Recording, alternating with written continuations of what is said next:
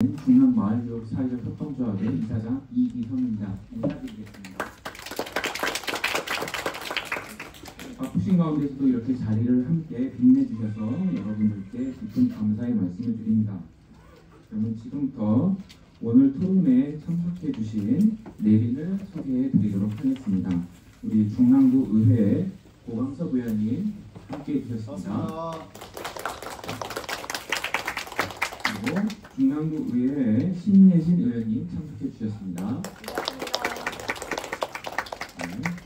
그리고 계속해서 오늘 주제 발표를 해주실 한신대학교 민주사회정책연구원 이재경 연구위원님 참석하셨습니다. 서울여자대학교 바로민성연구소 엄경남 박사님 참석해 주셨습니다. 그리고 느린학습자 부모의 하랑 신순옥 대표님 참석하셨습니다. 다음은 토론자를 소개해 드리도록 하겠습니다.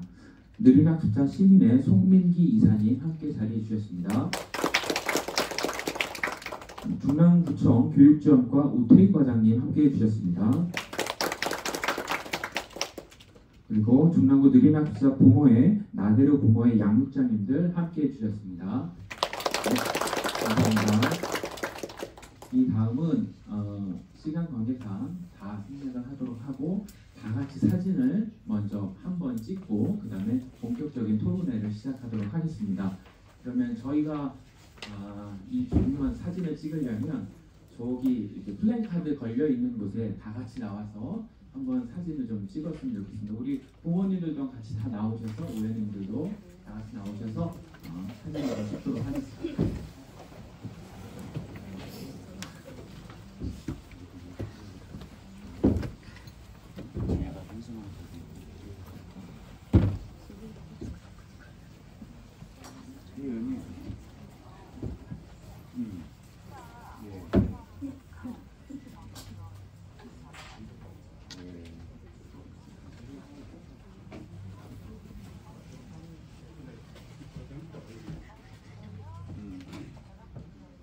네, 그러니까요.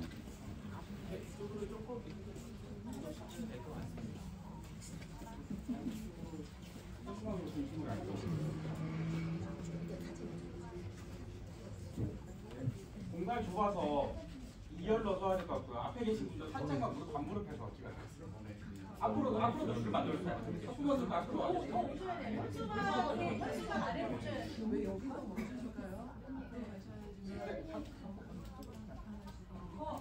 문 앞으로 나가요. 오늘 안쪽으로 이 상태로 오늘 안쪽으로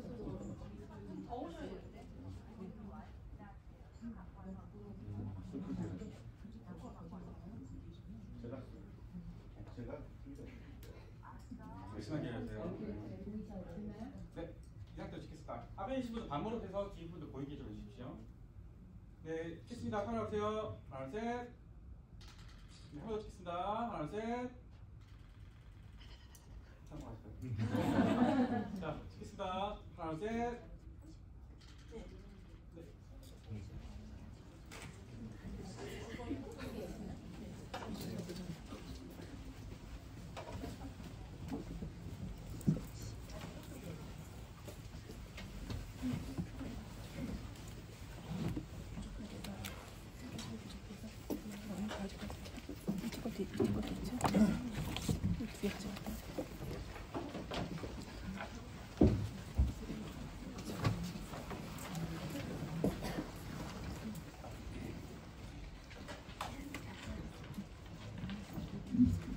네, 감사합니다. 먼저 안내 말씀드리겠습니다. 이 토론하시는 분이나 주제 발표해 주신 선생님들께서는 말씀하실 때 여기 스피커를 보시면 지금 연두색 불이 나와 있는데 회색 버튼을 누르시면 빨간색 버튼이 불이 켜집니다. 그때 말씀하시고 또 이렇게 말씀 다 하시면 이렇게 꺼보시면 그렇게 해서 진행하도록 하겠습니다. 네, 본격적 정책 토론회는 중랑구 의회 김민지 의원님께서 좌장을 맡아 진행해 주시도록 하겠습니다.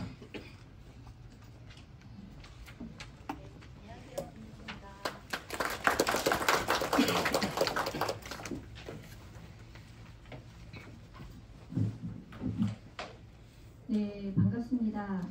바쁘신 바쁘신 와중에도 이렇게 자리를 함께 해주셔서 진심으로 감사드리고요. 오늘 저희 중랑구 느린학습자 지원정책 토론회 가장을 맡은 김은수입니다. 오늘 이 자리를 빌어서 같이 함께 대안을 모색하고 그리고 좋은 정책이 잘 반영될 수 있도록 저희 참석해 주신 우태희 과장님, 교육지원과 우태희 과장님과 저희 구의회 의원님들, 고원석 의원님, 신희진 의원님과 같이 잘 협업하여 좋은 정책이 잘 지원될 수 있도록 열심히 노력하겠습니다. 그 느린 학습자가 지금 저희 전 국민의 약 13.6% 정도를 차지하고 있는 걸로 알고 있습니다. 그거는 정말 굉장히 수치가 높은 건데 지금 느린 학습자를 보면 중랑구의 학생 수가 29,000명이 있습니다. 그 29,000명에서 보면 약 학생 수만 치면 한 3,900명 정도가 좀 저희가 추정을 할 수가 있는데요. 그거는 각 학급에 3명 정도의 아이가 느린 학습자라고 보시면 될 것 같습니다. 오늘 이 자리를 만드시냐 정말 고생해주신 저희 사회자 이기성 사회자분 그리고 조윤희 회장님께도 진심으로 감사 말씀드리고요. 제가 작년 22년 11월에 이 느린 학습자에 정말 관심이 많아서 그리고 저희가 정말 관심을 가져야 되는 부분이라서 저기 중랑구 조례를 12번째로 발의를 했습니다. 이 근거를 마련했기에 이제 정책을 세워나갈 수 있도록 최선을 다해서 열심히 노력하겠습니다. 자, 그럼 지금부터 이제 중랑구 느린 학습자 지원 정책 토론회를 시작하도록 하겠습니다. 처음으로 경제성 지능인 생애 주기별 접근의 필요성 주제로 한신대 민주사회정책연구원 이재경 연구위원님의 주제 발표가 있겠습니다.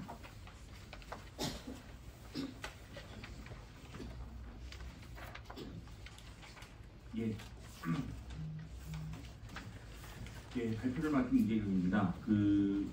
제가 중랑구의 이 경제적 지능인 느린 학습자 이슈를 가지고 매년 한 번씩은 온 것 같아요. 한 3년, 4년 정도 계속 왔는데요. 아까 오늘 말씀하신 것처럼 조례도 만들어지고 그 사이에 참 많은 변화가 있었는데 저는 조금 더 마음이 급한 것 같습니다. 사실 왜냐하면 다른 지역보다 중랑구가 저는 최소한 서울에서는 제일 빨리 센터도 만들어지고 여러 가지가 좀 활성화될 거라고 좀 기대를 했는데 죄송합니다만 3년째 토론회를 하고 있는 것 같다는 느낌이 조금 있어서 그런 조금 좀 아쉬운 말씀 드리면서 발표를 좀 시작하도록 하겠습니다. 저는 경제적 지능인 생애 주기별 접근의 필요성이라고 하는 내용을 준비를 해왔는데요. 제가 처음에 이제 이 경제적 지능 느린 학습자 연구를 맡으면서 고민했던 것 중에 하나는 뭐냐면 대부분 이제 부모님들이 아마 주로 자녀분들이 이제 학령기이다 보니까 그렇긴 할 것 같은데 대부분이 이제 주로 이제 아이들 교육 문제, 초등학생 관련된 교육 문제 중심으로 논의들을 많이 하시더라고요. 근데 제가 궁금했던 게 연구를 하다 보니까 이 느린 학습자라고 하는 이 분들은 일정한 교육적 자극이나 이런 자극들을 하면 어느 단계까지는 쉽게 말하면 좋아집니다.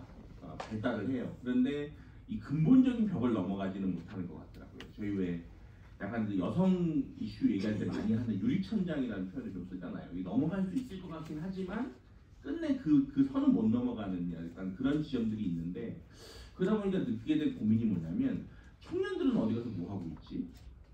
또는 이분들이 이제 30대, 40대, 50대가 됐을 텐데 이 성인 느린 학습자는 어디서 무엇 하고 있지? 저는 사실 이런 게 좀 궁금하더라고요. 그래서 이후에 과정을 통해서 쭉 연구를 해보니 결국은 청년기의 느린 학습자도 상당히 어려움이 많고 성인기의 느린 학습자도 어려움이 많고 오히려 이런 얘기 좀 들었어요.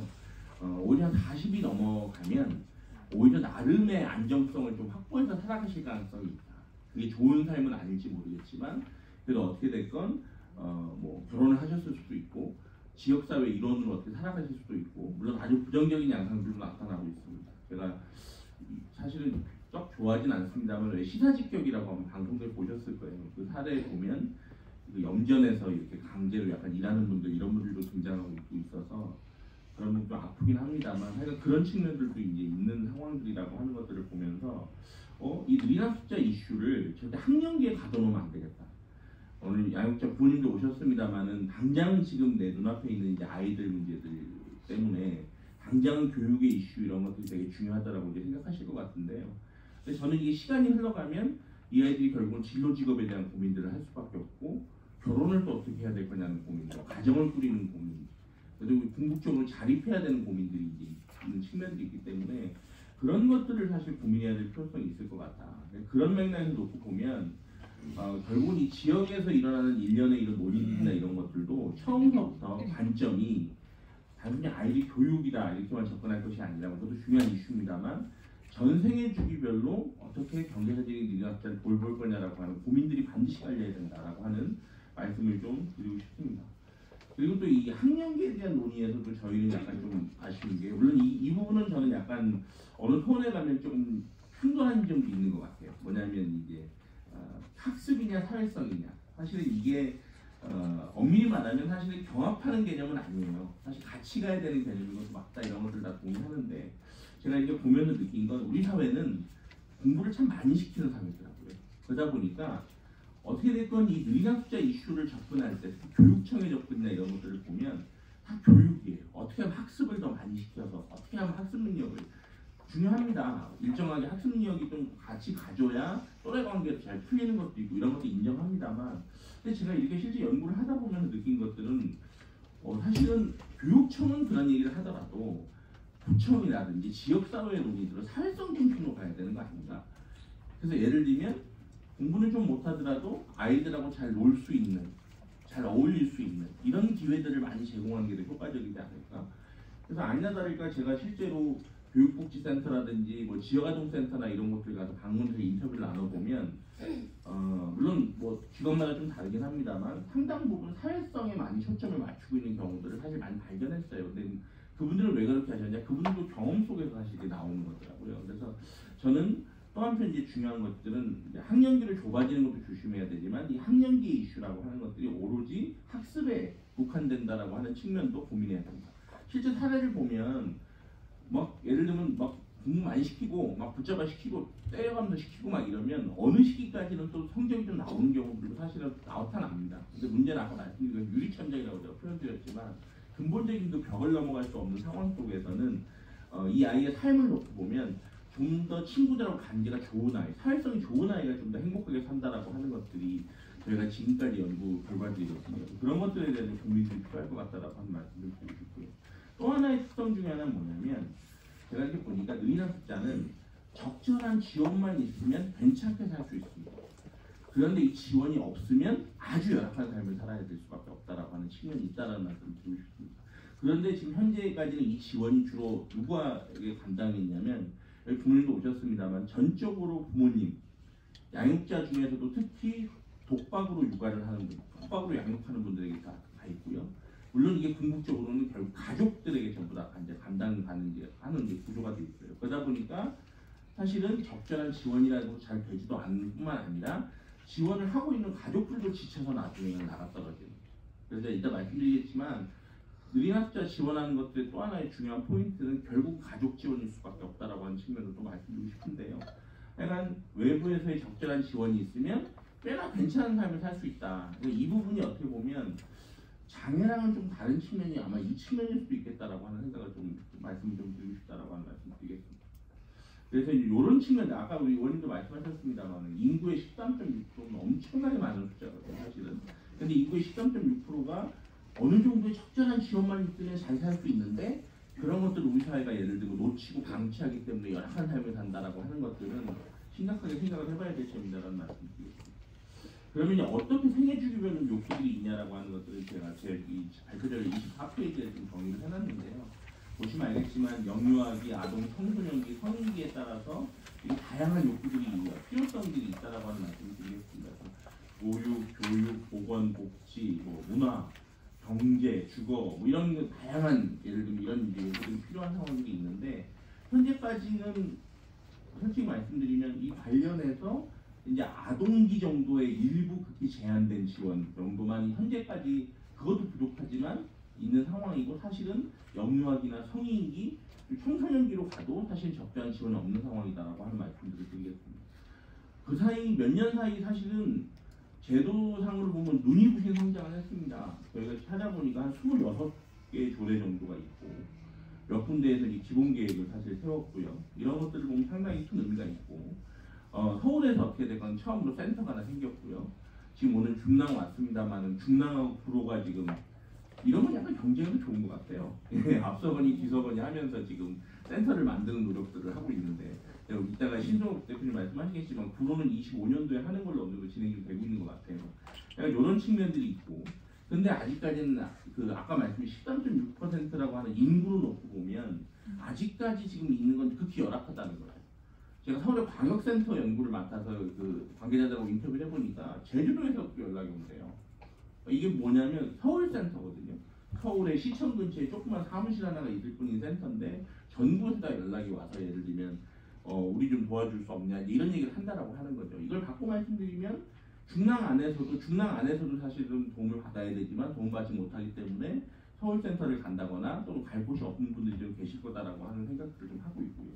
그러면 필요하다. 특히 서울 같은 경우는 인구가 많기 때문에 지금 사실은 기초센터가 빨리빨리 좀 생겨날 필요성이 있을 것 같다라고 하는 말씀 드리고 싶습니다. 오늘 뭐 사회로 아마 줄임말로 중마협이라고 하시는 것 같긴 한데 지난 몇 년간 사실은 중마협에서 초청을 해주셔서 많이 찾아오긴 했습니다만 지금은 중랑 안에서도 현실적으로 오늘 과장님 오셨습니다만 사실은 조그마한 사회적 협동조합 한 군데가 지금 몇 년간 이걸 맡아서 지금 하고 있는 거거든요. 이런 지속 가능성이 담보할 수가 없는 사실은 이런 고민들 속에서 저는 빨리 제도적 인프라나 정책 지원들이 빨리 좀 이루어져야 될 것 같다라고 하는 말씀들을 드리겠습니다.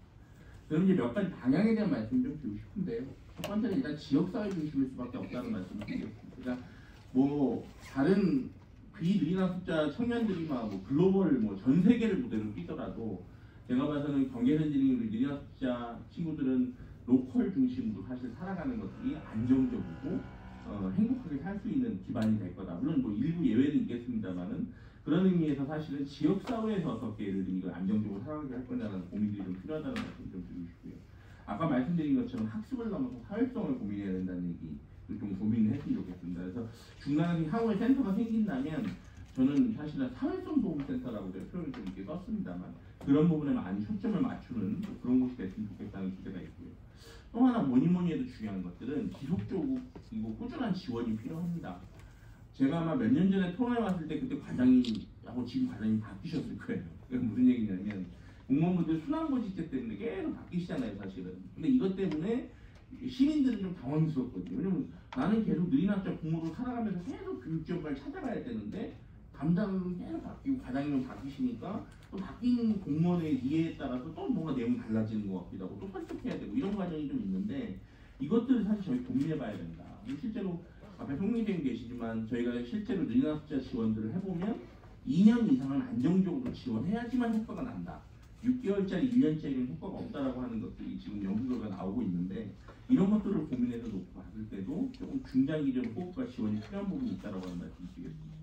그리고 저는 문화여가도 고민해봤으면 좋겠다는 말씀 드리고 싶은데 요즘 아동 친화 도시, 아동의 권리 이런 얘기 많이 하는데 사실 중요한 건 중에 하나 놀 권리예요. 근데 느리나 숫자는 경계선진흥위는 느리나 숫자라는 이유 때문에 놀 권리라고 하는 측면을 얘기하는 게 뭔가 배부른 소리처럼 인식되는 것 같아요. 근데 사실은 잘 놀아야 학습도, 잘 놀아야 사회성도, 잘 놀아야 행복하거든요. 예를 들면. 그래서 이런 측면들이 좀 고려해야 될 필요성이 있다는 생각이 들었고 그러다 보니까 체육활동 얘기 들으면 너무 안타까운 얘기들이 많더라고요.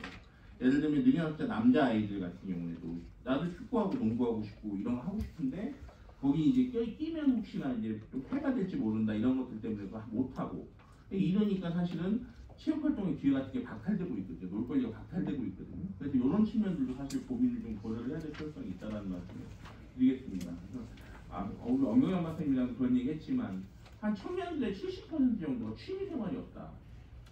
이걸 갖고 말씀드리면 친구가 없다는 얘기거든요. 사실은 이런 것들이 지금 이 아동기, 청소년기부터 사실은 좀 지원이 필요한 측면이 있다는 말씀을 드리고 있고요. 뭐니 해도 가장 큰 고민은 뭐 진로 진학도 중요하지만 진로에 대한 고민들이 많이 있으실 것 같은데 이 부분에 대해서도 좀 고민이 필요한 게 제가 얼마 전에 이 관련해서 안 장애인 고용공단도 사실 어떻게 했었죠. 연계에 대해서 만나기도 했는데 언제까지 바리스타 제과제품만 할 수는 없다. 그럼 이 자리는 발달장애인들하고 경쟁도 있는 자리, 경합도 있는 자리거든요. 사실 그런 것들을 놓고 고민해 보면 경계선진 리더학자를 위한 새로운 일자리 개발 같은 것도 필요하고 이런 것들의 실마리가 사실 지역에서 풀려야 돼요. 왜냐하면 중앙에서 연구해서 나오는 내용들은 좀 큰 얘기를 하다 보니까 이런 디테일들이 없거든요. 근데 오히려 저희는 지금 어떻게 하면 적절한 일자리 하나 뭐가 있을까 이런 것들 찾아가는 데 중요한 측면이 있다라고 하는 말씀을 드리고 싶습니다. 그리고 마지막으로 아까도 말씀드렸습니다만 뭐니 해도 가족 지원이 필요하다. 근데 지금 가족 지원이 보면 부모 교육이라는 형태로 그냥 부모님들한테 느리학자 양육하려면 이렇게 하셔야 된다라고 하는 약간 가르침의 지원 중심인데 제가 봐서는 아마 많이 받으신 분들은 지겹기도 할 거예요. 내가 언제까지 이렇게 받아야 돼? 오히려 필요한 건 어떻게 보면 쉼, 어떻게 보면 내 아이의 돌봄을 잠깐 누구한테 맡겨놓고 나도 잠깐 몇 시간 정도 딴 일을 좀 할 수 있는 거라든지 뭐 이런 것들이 필요할 수 있겠다는 생각도 또 하나 고민 중에 하나는 뭐냐면 부모님들이 하시는 말씀들 가슴 아픈 얘기가 저는 매번 자주 말씀드리는데 내가 우리 아이보다 하루만 더 살았으면 좋겠다는 얘기를 많이 하시는데 이게 현실적으로 어려운 얘기잖아요. 사실은 그러면 결국은 우리 느린학자 내 아이랑 같이 살아야 될 유력한 후보군이 누구냐면 형제, 자매, 남매예요. 사실은. 근데 이 친구들에 대한 지금 지원은 거의 없습니다. 그러다 보니까 또 역시 가슴 아픈 얘기들을 많이 들어요. 애가 애늙은이다. 그러니까 오히려 아이가 엄마를 위로하고 예를 들면 뭐 이런 일들 또는 같은 학교를 다니는 경우들이 많이 있는데 그 같은 학교를 다닐 때 얼마나 당황스러운 일이 많겠습니까? 다 형제라고 소문나 있고 남매라고 다 알고 자매라고도 알 텐데 약간 이 하나이가 느린 학자로서 예를 들면 학교에서 조금 다른 행동을 한다거나 이런 것들이 되면 결국 소문나게 돼 있고 그 민망함이라든지 부끄러움은 또 전적으로 다른 형제자매가 다 예를 들면 감당해야 되잖아요. 근데 이런 부분들에 대한 고민이 없다 보니까 어떻게 보면 아이들끼리 싸워서 다퉈서 또 나중에 더 크면 서로 무관심하게 모른 척하는 양상들도 사실 나타나더라고요. 근데 이렇게 돼서는 궁극적으로 이 느린 학자 돌봄이 문제가 될 가능성이 크거든요. 그래서 이런 것들에 대한 고민들도 좀 필요하다라고 하는 말씀드리겠습니다. 예, 그래서 뭐 마지막으로 한 말씀만 더 드리면 뭐 다시 뭐 앞에 거 다시 얘기하진 않겠습니다만 센터가 제가 옛날에 어느 센터에 가보니까 바로 센터를 문을 못 열면 뭐 준비하는 그런 지원도 해주는 경우들이 있더라고요. 그래서 뭔가 좀 느린 학자 이슈를 조금 빨리 집중적으로 고민해야 될 뭐 기관이나 또는 그런 준비할 수 있는 것들을 빨리 좀 제도적인 틀을 좀 만들어서 진짜 빠르면 내년이라도 조금 저는 좀 시작해야 되지 않겠냐라고 하는 그런 말씀도 좀 드리고 싶고요. 그리고 뭐니 해도 이 센터는 단순히 그냥 아이들의 학습 프로그램 정도만 돌리는 것들이 아니라 이렇게 전생해주기라는 것들을 좀 고민해 나가면서 다 센터가 다는 못해요. 근데 이제 지역에 많은 기관들이 있거든요. 그런 기관들 이따 엄박사님 발표하시겠지만 연결하면서 이 아이의 평생의 삶을 좀 고민하는 그런 기관들이 좀 빨리 생길 필요성이 있다. 아까 의원님 말씀하신 것처럼 학생들의 숫자만 놓고 봐도 4,000명이 육박한다라고 하는 것들은 진짜 엄청나게 많은 거죠. 우리 지금 맨날 저출생, 고령화, 뭐 인구 감소 이런 거 걱정하잖아요, 사실. 근데 우리는 이미 있는 아이들도 너무 많이 놓치고 있다. 그런 의미에서 빨리 센터가 만들어지고 지원이 진행되는 것이 되게 급하다라고 하는 말씀을 강조를 드리면서 발표를 마치겠습니다. 감사합니다. 네, 감사합니다. 이재경 박사님 수고하셨습니다. 느린 학습자 생애 주기별 지원을 위한 정책 방향에 대해서 좋은 제안을 많이 해주셨는데요. 저도 공감을 하는 것 중에 하나가 지금 저희 서울시에 그 센터가 하나가 있지 않습니까?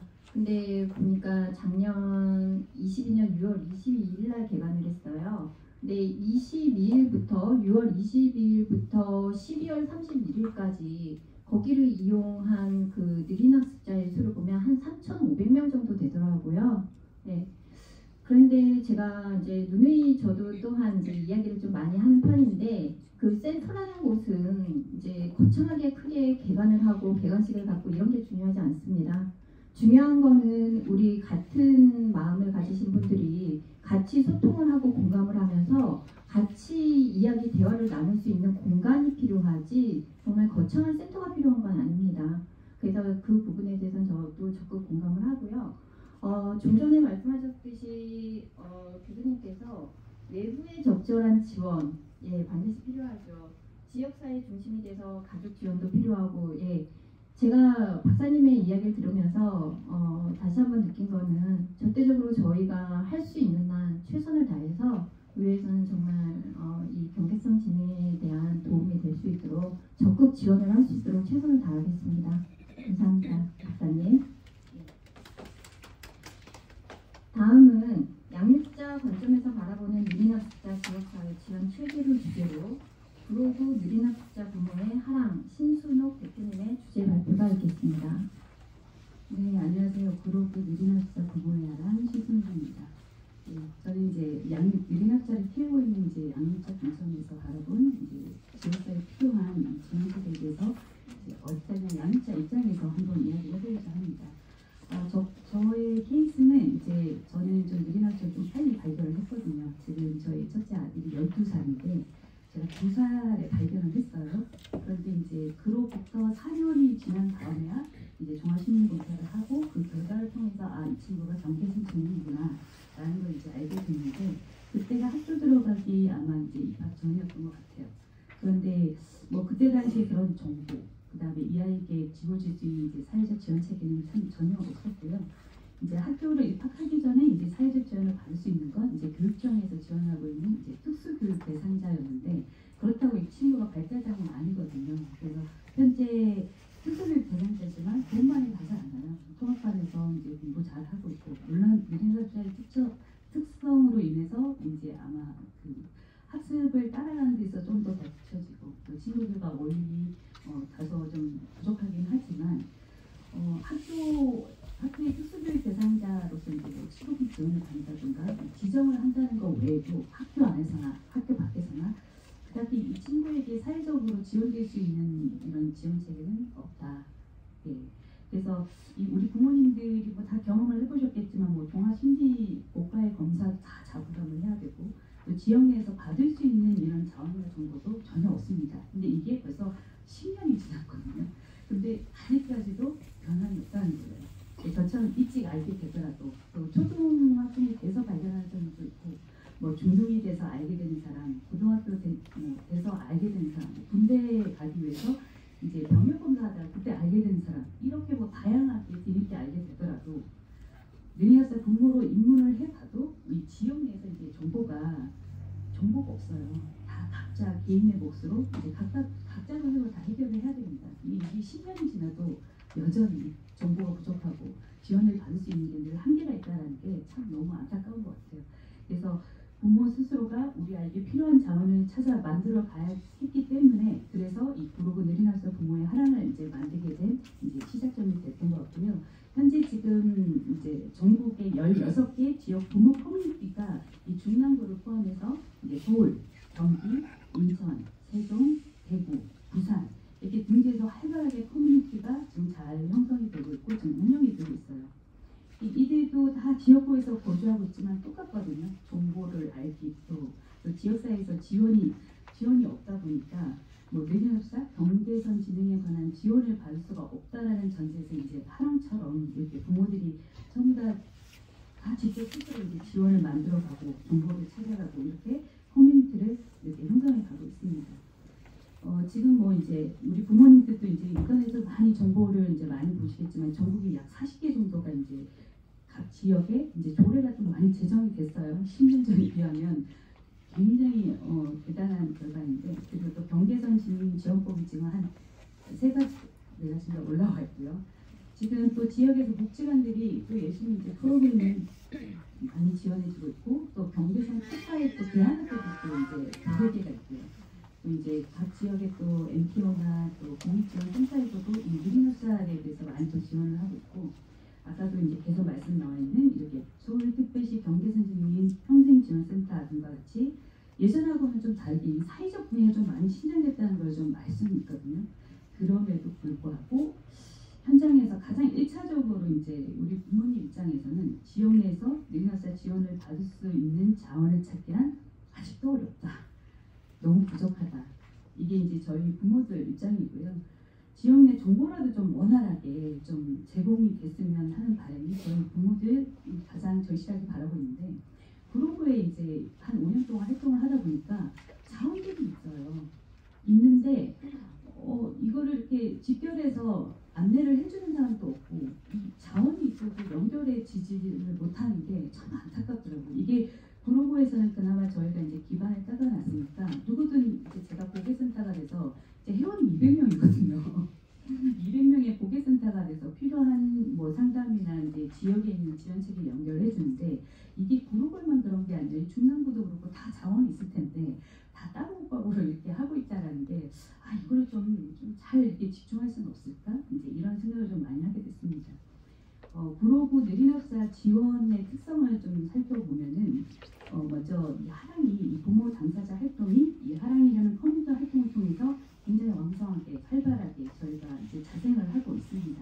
그래서 이 지역의 다양한 자원들이 이제 부모 당사자가 이렇게 열심히 하다 보니까 이 자원이 이렇게 많이 합류가 돼요. 그래서 약 3, 4년 전부터 이제 구로구 느린학사 네트워크가 저희가 구성이 됐거든요. 그래서 당사자뿐만 아니라 유관기관이 함께 이제 네트워킹을 하고 있는데 그 네트워크 내에서 저희 이제 구로구 지역의 조례가 이제 제정됐었고 그리고 그 네트워크 안에서 이제 느린학사의 꼭 필요한 프로그램이 이제 다양하게 이제 지원이 되고 있는데 그 프로그램이 지원이 되는 거에만 끝나는 게 아니라 부모들이 정보를 접할 길이 없거든요. 그래서 이 하랑을 통해서 정보도 또 원활하게 또 정보 제공이 되고 있어요. 그래서 유관기관으로 이렇게 따로 연락이 오면 그 유관기관들이 또 하랑으로 또 부모님들을 연결을 해줘서 또 이렇게 하랑을 통해서 프로그램으로 이렇게 직결할 수 있는 체제가 약간 구성이 되어 있습니다. 저는 이 점이 참 좋은 것 같아요. 이게 각각 기관들이 따로따로 하는 것이 아니라 이 하랑이라는 커뮤니티를 통해서 이제 유입이 되고 또 이 안에서 또 각자의 필요한 또 그 지역 내 자원을 연결해 준다는 게 가장 참 좋았던 것 같고 이러려면 이제 아무래도 지역 내 커뮤니티가 좀 많이 좀 활발하게 좀 활동을 해야 되지 않을까 이제 그 생각을 했습니다. 구로구 느린학사 네트워크가 한 지금 3년 차가 됐거든요.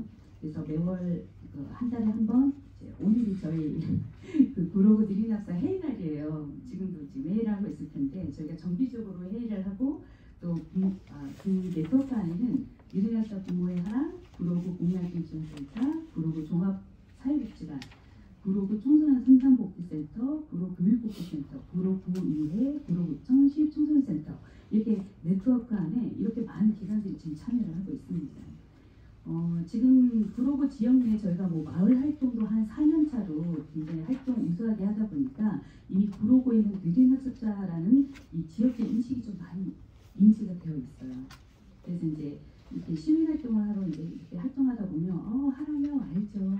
이제 이만큼 지역 내에서는 하랑을 많이 기억하고 있고 또 하랑이 어떤 곳인지도 이제 지역 시민들이 많이 인지를 하고 있어요.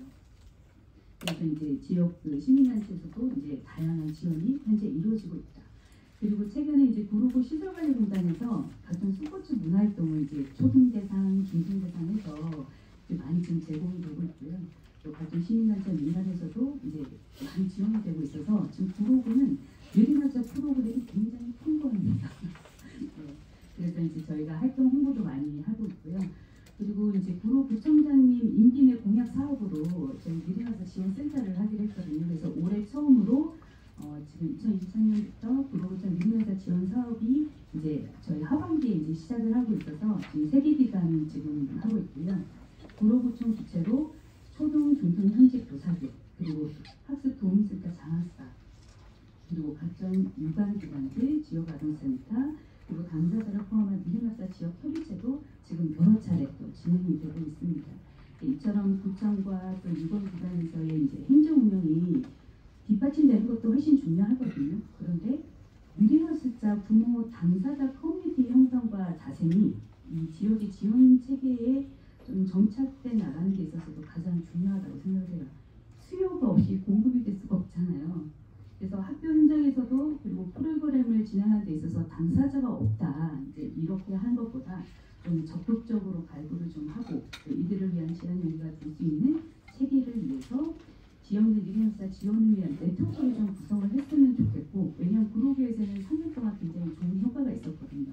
그리고 더불어 커뮤니티가 우리 부모 당사자들이 좀 잘 형성될 수 있도록 좀 지속 운영될 수 있는 공간이랑 그다음에 다양한 좀 지원이 있었으면 좋겠습니다. 타 지역보다는 이제 구로구가 그래도 이렇게 지원 프로그램이나 이런 지원 체계가 사실 조금 잘 되어 있다고 생각을 하면서도 좀 한계점들이 느껴지는 점들이 좀 많아요. 그래서 몇 가지를 말씀드리고 싶었던 게 이제 첫째로 이제 기관들이 지금 열심히 미래나사 프로그램을 하고 있는데 구로구청에서 사업비가 나오거든요. 또 복지관은 뭐 사랑의 열매에서 이제 프로그램을 하고 있는데 각 기관들이 추구하고 있는 방향성에 맞춰서 사업을 운영함에 따라 느린합사 이 지원 사업을 기획하는 것에 대한 강제성이 없다 보니까 솔직히 저희 부모 당사자는 1년살이에요. 이 좋은 프로그램 내년은 어떻게 하지? 맨날 이런 고민에 있어야 되고 지금 또 이제 4년 동안 이제 구로구청장님의 공약으로 이제 매달 프로그램비가 나오는데 이거 끝나면 어떻게 되지? 그냥 기관들이 내년에 기약을 할 수가 없어요.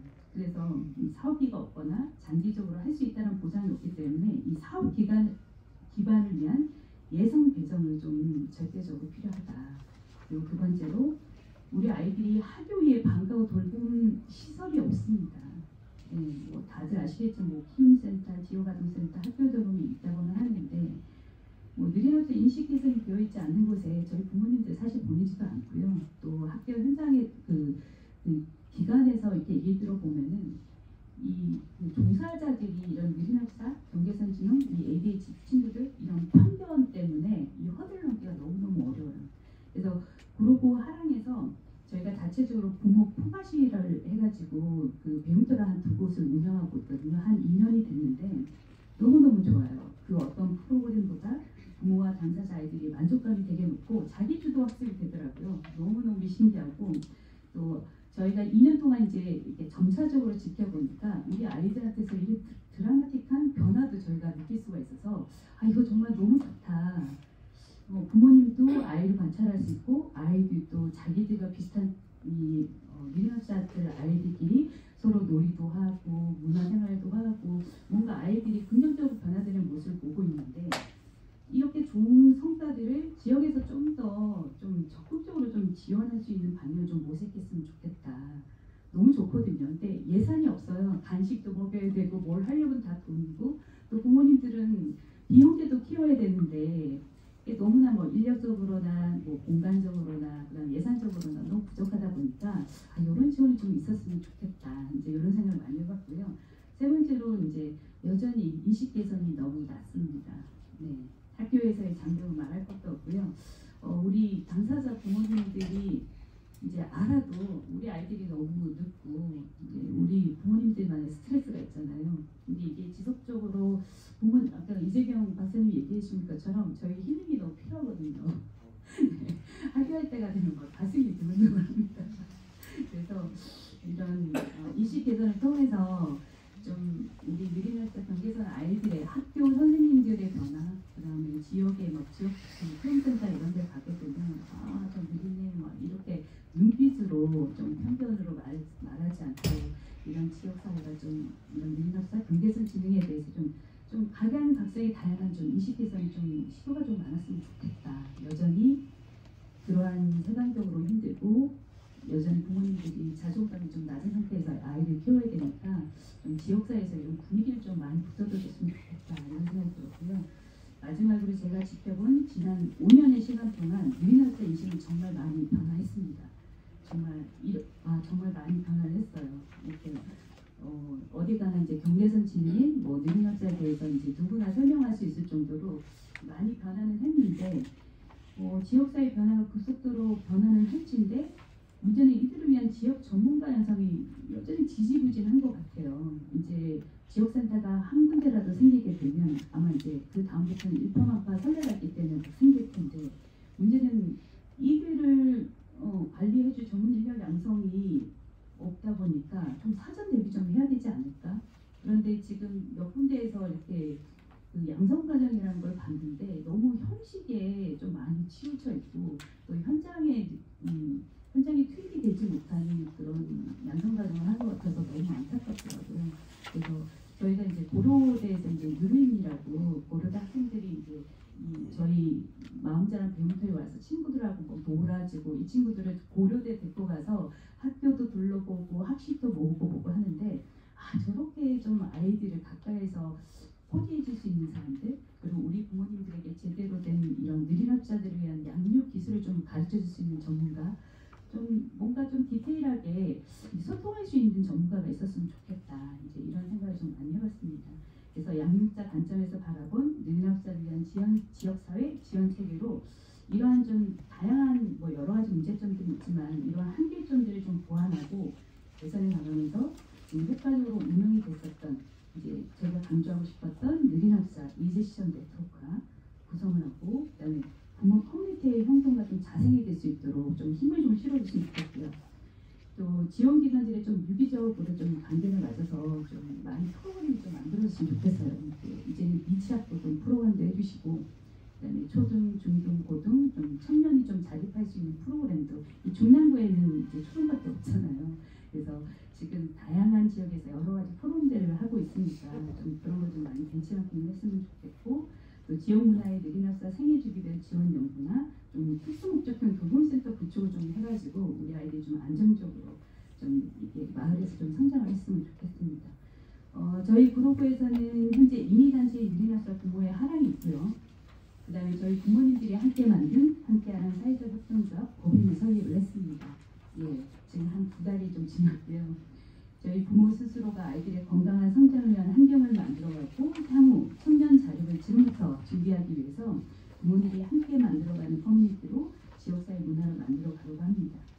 부모 당사자들끼리 활동만으로는 역부족이기 때문에 이렇게 지역 내 지원체가 함께 동반되어 함께 성장해 간다면 저희가 중남부와 구로구와 모범 선례를 만들어지는 될 것을 희망하면서 오늘 양육자의 관점에서 바라본 지역사회 지원체계 발표를 마치겠습니다. 감사합니다. 네, 감사합니다. 실시간 구독님 수고하셨습니다. 양육자로서 정보를 공유하고 느린 학습자 친구들의 또래를 만나는 기회를 제공하면서 이 환경을 만들어 주시는 그 노력에 정말 감사함을 표합니다.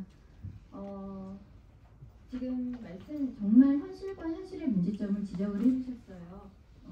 장애도 비장애도 아니기 때문에 정말 경계성 지능이들은 어떠한 지원을 받기에는 진짜 사각지대에 놓여 있는 건 사실입니다.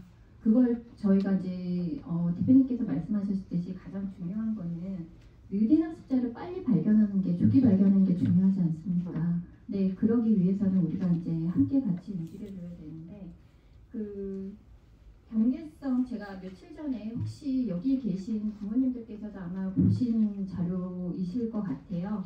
제가 이제 국민일보에서 나온 그 자료를 봤는데 너무 충격을 받았습니다. 그 경계성 지능인 느린 학습자들에게 그 제목을 달았는데요. 기사의 제목이 기능 떨어지게 방치하세요 라는 제목이었습니다. 왜냐하면 느린 학습자에 대해서는 지원책이 없다는 말이에요.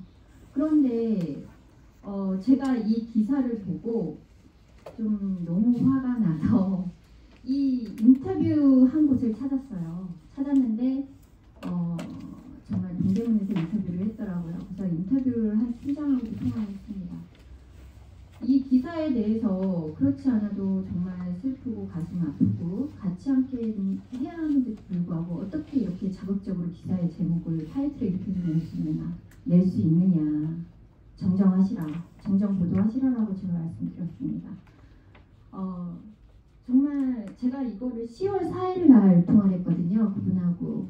그래서 이제 그분께서는 말씀하시기를 기사 제목은 뭐 기자가 아니라 그 위에서 다신다고 하세요. 근데 중요한 건 그게 중요하지 않습니다.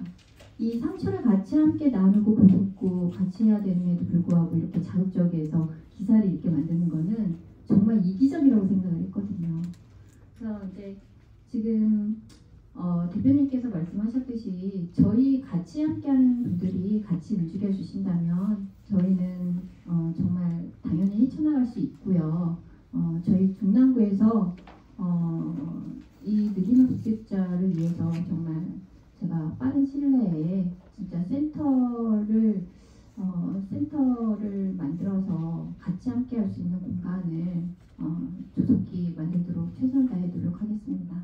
좋은 말씀 감사드립니다.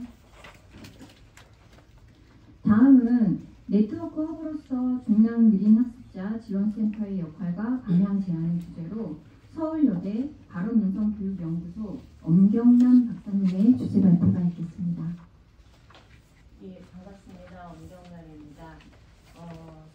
제가 지금 보니까 그 느린학습자 관련해서 한 4-5건 관여를 뭐 강도의 차이는 있지만 하고 있는 것 같아요.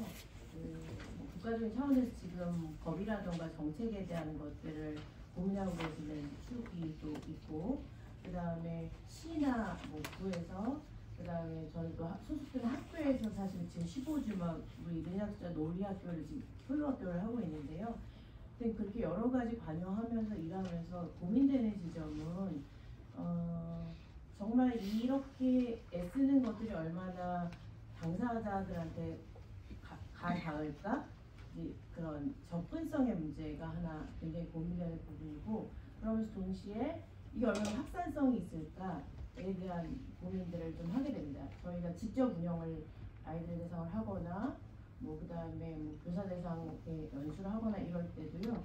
하여튼 그 확산성과 지속성에 대한 거, 접근성에 대한 고민을 좀 하게 되는데, 그런 차원에서 지금 중랑구에서 느린학습자 지원센터를 개소하는 걸 준비하고 계시는 측면은 이런 부분을 굉장히 해소할 수 있는, 접근성에 있어서도 그 다음에 확산성에 있어서도 밀착하고 지속성에 있어서도 이런 부분을 해소할 수 있는 그 대안이 정말 되겠다라는 생각이 들어서 되게 이 토론에 함께하게 된 걸 너무 감사하게 생각하고, 잘 센터가 여기 첫 번째 모델이 될 수 있도록 만들어지기를 바라는 마음입니다.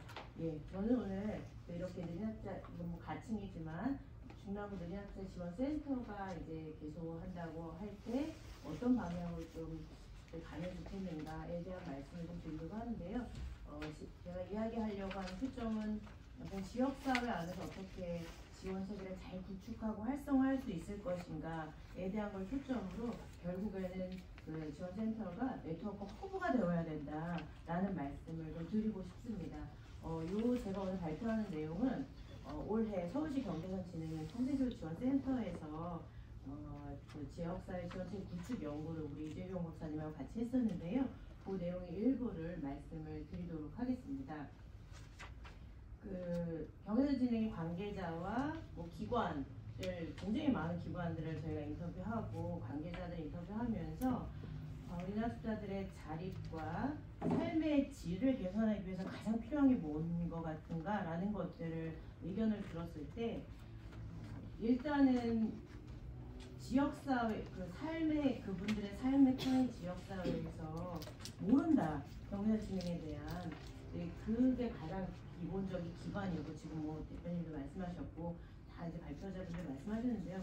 너무 모른다라는 부분에 대한 것이 가장 큰 부분이었고, 지역사회 안에 아이들 다니는 학교 안에 인식 개선이 기본적으로 이제 빨려야 되는 중요한 부분이고, 거기서 이제 그 서비스들이 지원이 되어야 되는 것들이 뭐가 있는가라고 얘기했을 때 사회성 관련한 거, 주거 지원 관련한 거, 법적인 지원 관련한 거, 진로 지원 관련한 거, 문화, 여가, 아까 이재용 박사님 말씀하셨지만 이런 통합적인 지원에 대한 것들이 이제는 정말 공론화되어야 된다라는 것에 대한 이야기도 있었고, 이것이 중요한 건 단순간에 되는 거 아니고 한두 번 개입 아니고요.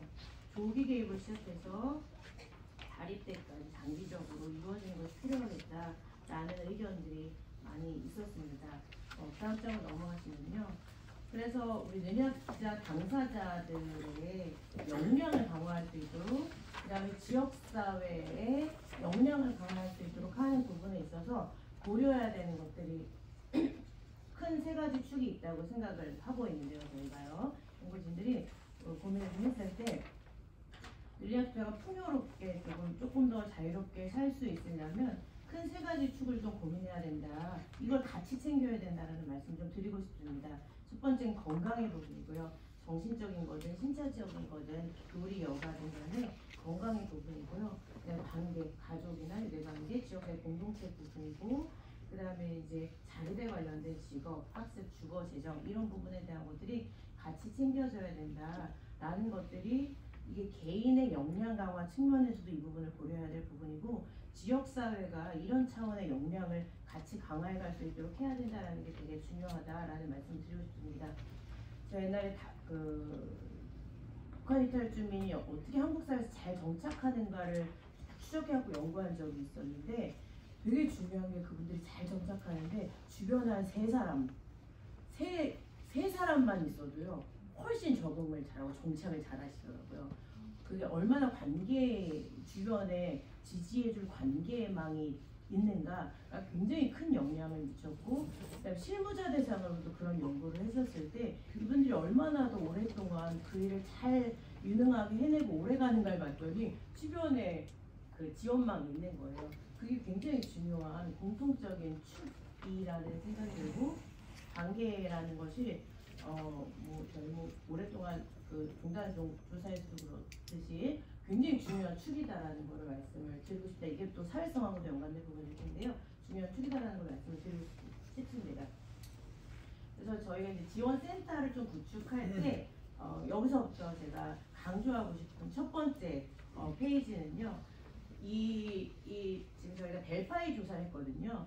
그 연구자, 교수진, 다양한 정말 전공의 연구자, 교수진, 그 다음에 현장 전문가, 그 다음에 시청, 구청 관계자들, 공공기관 관계자들 한 27분 정도를 대상으로 그 델파이 조사를 해서 얻어낸 델파이 조사 결과에 대해서 지금 좀 말씀을 드리려고 하는데, 굉장히 중요한 축들이 지금 핵심 원칙으로 제시가 되었습니다. 사실 지원센터 갈 때 지향하는 방향에 대한 거라는 생각이 들고요. 이 8가지를 좀 잘 챙겨주시면 좋겠다는 강조를 드리고 싶습니다. 첫 번째는 일관된 정책입니다. 중앙정부와 시와 시교육청과 구청과 지역교육청의 정책을 잘 파악해서 그것들을 잘 연계협력할 수 있어야 되겠다. 센터가. 그래서 어디가 구멍인가. 지금 학교에서는요. 초중등교육법이랑 기초학력보장법 이런 걸로 주로 가고 있기 때문에 학습 중심으로 갈 수밖에 없는 구조입니다. 그러면 거기서 얻을 수 있는 학습 지원은 뭔가? 거기서 구멍은 뭔가?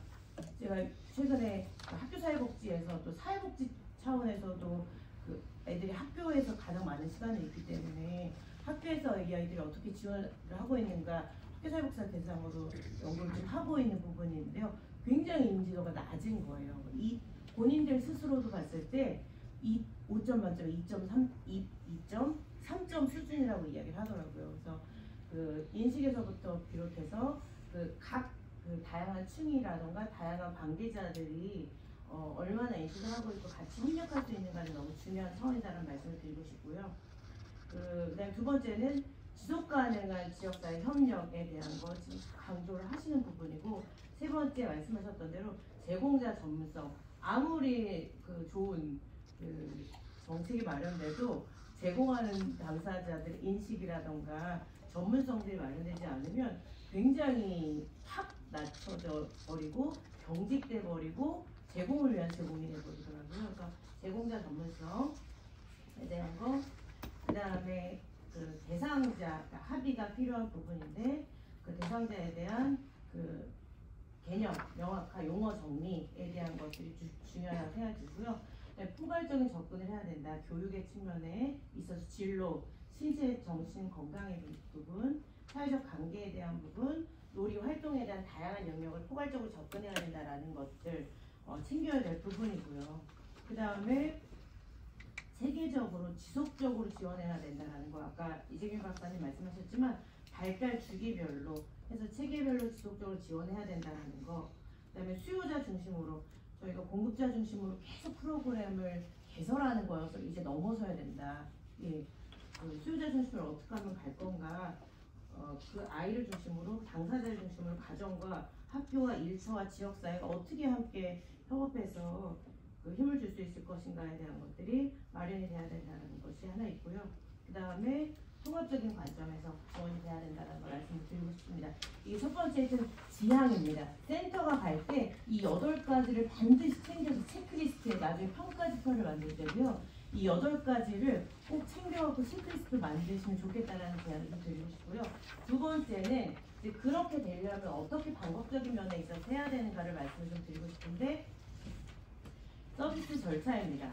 그러니까 저희가 기존에는 사실은 서울 경계선 센터도 처음에 만들어졌을 때 인식이 너무 안 돼 있기 때문에 일단 많은 프로그램을 전문가를 데리고 와서 강의를 개설하는 방식으로 처음에 할 수밖에 없었어요. 너무 모르기 때문에. 그런데 지금은 몇 년이 지나고 많이 이해들이 높아졌기 때문에 이제는 조금 프로그램을 여기서 가져와서 개설하는 방식이 아니라 공급자 중심이 아니라 수요자 중심을 어떻게 하면은 그 수요자가 중심이 되는 방식으로 갈 건가는요. 이렇게 절차상의 이런 사례 관리, 개인 계획 수립을 중심으로 가는 것이 관건이라는 생각을 하고 있습니다. 그래서 이렇게 서비스 절차를 지금 제시를 드리고 있는데요. 경영의 진행을 발굴하는 거, 그다음에 발굴해서 그다음에 진단하는 거, 진단한 다음에 그러니까 진단한다라는 게 잘 깊이 사정을 해서요. 이분이 지금 같은 지능이어도 사실은 어떤 영역에 있어서 더 필요로 한가, 학습 측면인가, 사회성 측면인가, 관계 측면인가 여러 가지들을 챙겨야 될 거라고 생각이 들고요. 그다음 서비스 계획을 한 아이를 중심으로 한 당사자를 중심으로 어떻게 관계 기관들을 매니지할 건가에 대한 것들. 네, 그래서 서비스를 실행하는 것들이 한 기관에서가 아니라 다양한 기관들이 같이 가야 되니까 이게 사례 관리와 네트워크가 사실 같이 가야 되는 부분이라고 말씀을 드리고 싶고요. 그 다음에 그렇게 실행하면서 계속해서 한 2, 3년에 한 번은 모니터링을 하면서 중간중간 모니터링을 당연히 해야 되는데 점검을 하면서 자리 수준에 대한 평가, 청년기 같은 경우는 취업, 지원에 대한 거, 점검에 대한 평가가 이루어져야 된다는 것을 말씀드리고 싶습니다. 그 다음에 종결, 사후 관리가 이루어져야 된다는 거. 이 절차들을 꼭 가지고 챙겨야 된다는 거를 좀 제안을 드리고 싶은데 이런 절차가 되려면 사실은 굉장한 전문성을 센터의 담당자분들이 굉장한 사례 관리에 대한 거라던가 개인 계획 수립에 대한 거에 대한 전문성들이 굉장히 챙겨져야 되는 부분이라는 걸 강조를 좀 드리고 싶습니다. 그다음에 동시에 이 지역사회 네트워크가 함께 되지 않으면 사실은 이 서비스 절차가 진행되기가 쉽지 않다라는 말씀을 드리고 싶습니다. 그래서 그 다음 장에 보시면 각 단계별로 어느 기관들이 같이 관여해야 되는가에 대한 것들이 지금 제시가 되어 있는데요. 참고해서 보시면 될 것 같고요. 그리고 발굴이 사실 지금 드러나는 의뢰학습자도 있지만 드러나지 않는 많은 어려움을 갖고 있는 의뢰학습자들이 많이 있는데 왜 드러나지 않냐면 제가 학교에서 근무를 한 8년 정도 했었는데 신뢰하지 못하는 거예요. 그러니까 굳이 드러내봤자 내가 드러내서 오픈하는 것 이상으로 도움을 얻을 수 있냐? 그렇지 못하는 거죠. 인식이 돼 있지 않고 시스템 지원이 되어 있지 않기 때문에 사실은 드러내기가 쉽지가 않아요. 그게 사실 같이 맞물려 가는 부분인데 그래서 발굴이 되려면 좀 이런 지원체에 같이 가야 되는 부분들이 있고 발굴이 초중고등학교 같은 경우 학교에서 그다음에 대안학교에서 그다음에 학습도움센터 돌봄 관련한 시설들 지금 서울 같은 경우 우리 동네 키움센터라던가 지역아동센터, 드림스타트 센터, 상담복지센터 이런 데들이 교육복지센터 이런 데들이 다 발굴 기관이 될 수 있다라는 거 말씀 좀 드리고 싶고요. 그 다음에 서비스를 실행하는 기관들은 이따가 뒤에서 광대형을 말씀드리겠지만 다양한 기관들이 같이 실행을 하고 모니터링을 하는 것으로 그렇게 보면 되겠습니다. 그 다음 좀 넘어가 볼까요? 그 다음 넘어가서 이분을 위해서 그럼 어떤 서비스가 필요한가에 대한 것들을 조사했을 때 여기에 저희가 이제 청소년, 청년을 대상으로 하는 서비스에 대한 것들을 좀 요구를 조사를 했었는데 굉장히 중요한 것들이 지금 도출이 되었습니다. 청소년, 청년 공통적으로는요 사회성 증진 아까 계속 강조를 하던 부분이었고요. 그다음에 특히 성교육, 성문제 관련해서 굉장히 여러분들 많이 겪고 계셨고 경제관념에 관련된 성인 청소년의 청년기를 접어들면서 경제관념에 대한 금융 관련에 대한 것들이 포함이 되어야 되겠다라는 것들이 지금 챙겨줘야 될 부분이고요. 그 다음에 건강관리 부분, 신체적인 거 정신건강, 그 다음에 인권 침해, 학대 예방 이제 이런 부분에 대한 것들이 공통적으로 너무 중요하다는 얘기가 나왔고요. 청년 관련해서는 특히 금융 피해, 사기에 연루되는 경우가 많아서 이런 부분에 대한 걸 전 이제 내용에 대한 걸 말씀을 드리고 있습니다. 아까 앞서서는 방식을 어떻게 가져가야 되냐 센터가 그런 말씀 드렸고 이거는 이런 내용들을 좀 담아냈으면 좋겠다는 말씀 좀 드리고 있는 것입니다. 이성 교제 관련해서 굉장히 당면한 문제입니다. 성적인 문제, 인권 침해, 학교에서 보호받는 걸 넘어서는 시점에서는 인권 침해 문제, 권리 구제 이런 부분에 대해서 챙겨야 될 것 같고요. 그 다음에 자조 모임이 계속 있어서 계속 지속적인 관계망을 가지고 소통하고 정보를 얻고 힘을 얻을 수 있는 그런 관계망이 있어야 되겠다라는 거.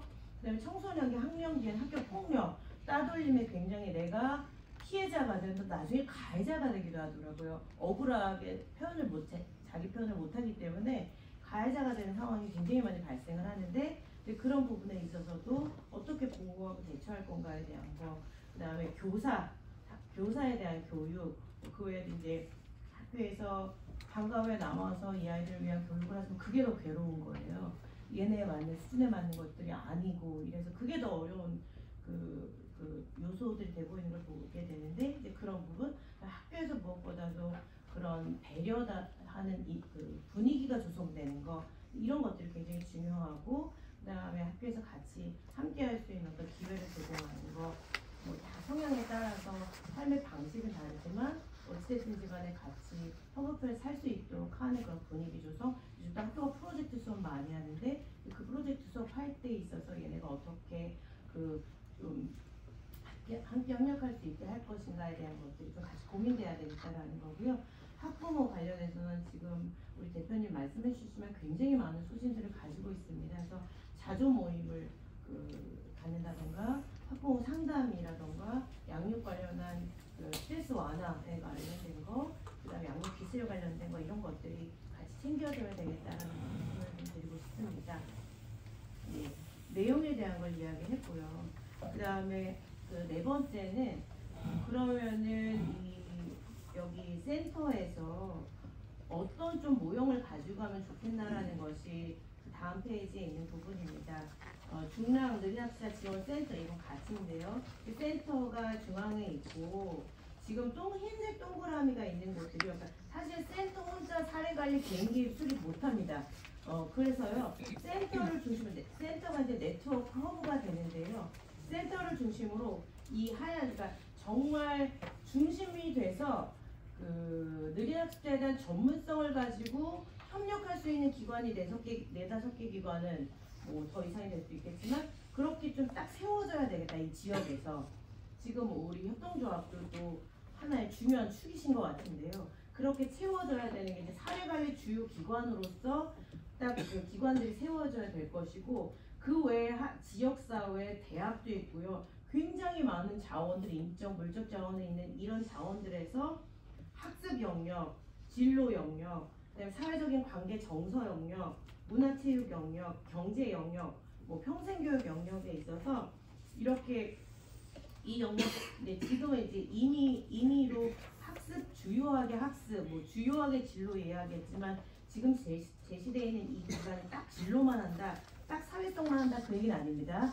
가장 대표적으로 이것도 좀 챙겨줄 수 있는 기관이다라는 걸 제시를 한 거고요.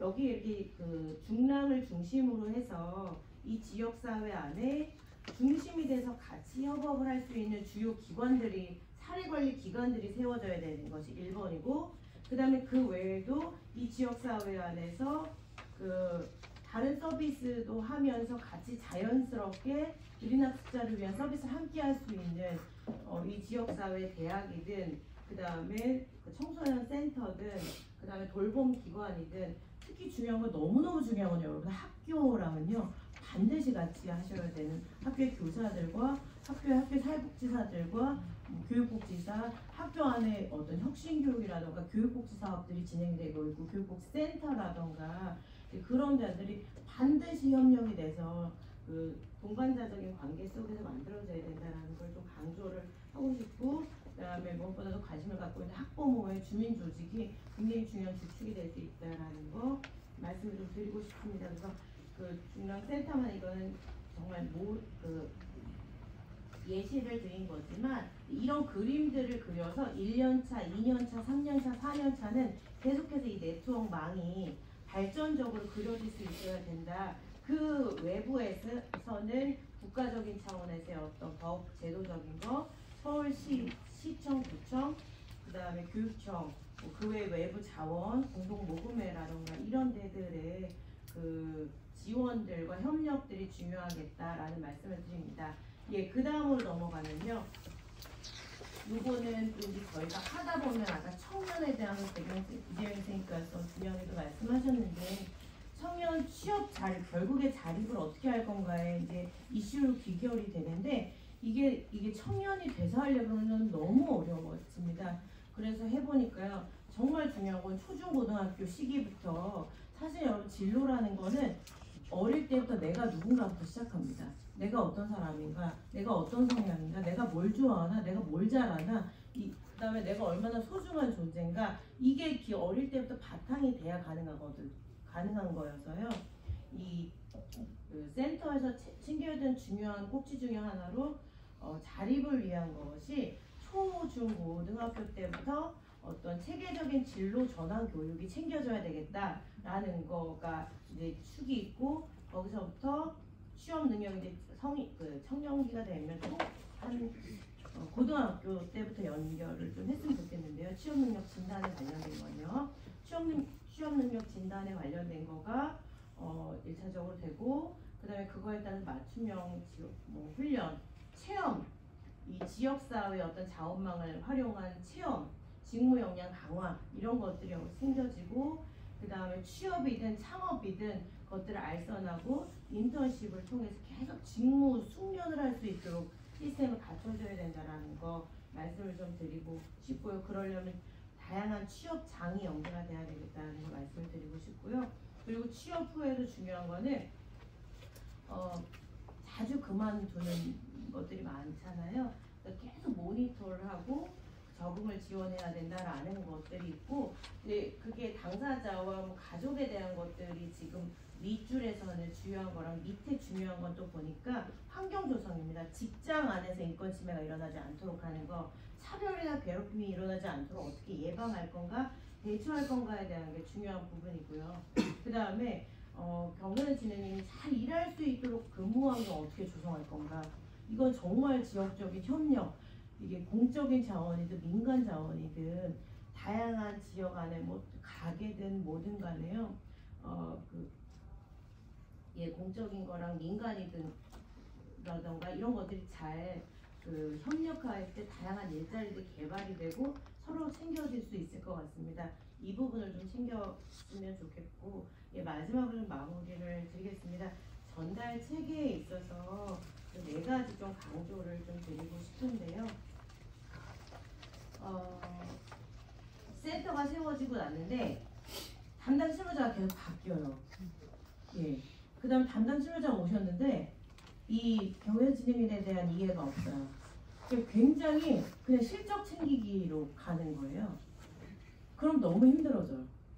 본인들도 힘들어지고 기관도 힘들어지고 구청도 너무 다들 힘들어지더라고요. 그래서 지금부터 정말 전문적인 지식과 경험을 가지고 있는 실무자가 일을 수행할 수 있도록 지금부터 인력을 양성해야 된다. 그 다음에 지속적이고 심도 있는 정말 사례관리를 깊이 있게 이해하고 수행할 수 있고 지역사회 네트워크의 구심점이 될 수 있는 이런 네트워크 구심이라는 건 정말 쉽지 않은 일입니다. 다양한 이해관계를 가지고 있는 기관과 역사들을 가지고 있는 기관들을 네트워크하고 매니지하는 건 정말 보통 일이 아니거든요. 그런 것들을 할 수 있는 실무자들을 세울 수 있는 게 되게 중요하고 세울 뿐만이 아니라 지금 드림스타트 같은 경우에는 슈퍼비전 체계들을 갖추고 있더라고요. 최근에 그렇게 하고 아예 공공의 슈퍼비전 체계를 갖추고 있는데 슈퍼비전 체계를 갖춰서 아예 정말 그분들 실무자 선에서 넘어서서 정기적인 슈퍼비전까지 가서 전문성을 확보할 수 있도록 하는 것이 같이 가야 되겠다라는 것들을 좀 제안을 드리고 싶습니다. 그 다음에 두 번째, 세 번째 엮여있는 문제인데요. 발굴부터 사후 관리까지 통합적으로 사례 관리가 이루어져야 되겠다. 이거 안 되면 수요자 중심 안 됩니다. 어렵습니다. 통합적인 사례 관리가 이루어지고 통합적인 사례 관리가 잘 이루어지려면 3번에 네트워크. 예. 네트워크가 잘 구축이 돼서 지금 없는 자원은 뭔가, 재조직돼야 될 자원은 뭔가, 예, 다시 만들어야 될 자원은 뭔가, 그 다음에 조금 재구조해야 될 자원은 뭔가, 활성화해야 될 거는 뭔가, 이런 것들을 통해서 맞춤형 서비스가 만들어져야 되고 그것들을 위한 어떤 신속하게 대응할 수 있는 전문가 망이 구축이 되어야 되겠다라는 것들을 말씀을 드리고 싶고요. 마지막으로 이제 네트워크 허브로서 센터가 마련이 꼭 조속히 돼서 서울시와 긴밀한 협력하에 두 단위의 그 선도적인 모델이 좀 개발이 되기를 바라봅니다. 예, 여기까지 말씀을 마치도록 하겠습니다. 감사합니다. 네, 감사합니다. 윤정란 박사님 수고하셨습니다. 중남구 느린학습자 지원센터의 역할과 방향을 잘 제시해 주셨는데요. 저희가 잘 참고해서 좋은 방향으로 갈 수 있도록 노력하겠습니다. 독일에서는 느린학습자들이 느린 학습을 할 수 있도록 그 시간과 그런 환경과 권리를 준다고 합니다. 그것처럼 우리에게 필요한 거는 지금 속도가 아니라 방향이라고 생각합니다. 지금 말씀해 주신 것처럼 중남구에서 보다 좋은 정책을 가지고 지원할 수 있도록 저희 행정에 계신 고강석 위원님과 신예진 위원님과 잘 소통해서 잘 이끌어 나가도록 노력하겠습니다. 전유정 위원님도 계시네요. 네, 감사합니다. 바쁘신 일정이 있으신데 참여해 주셔서 감사합니다, 위원님. 그럼 지금까지 이제 주제를 발표를 위해서 소개해 주신 발제자님들께 박수 한번 부탁드립니다. 이상으로 주제 발표를 마치고요. 10분간 휴식을 하고 10분 뒤에 다시 진행하도록 하겠습니다. 감사합니다.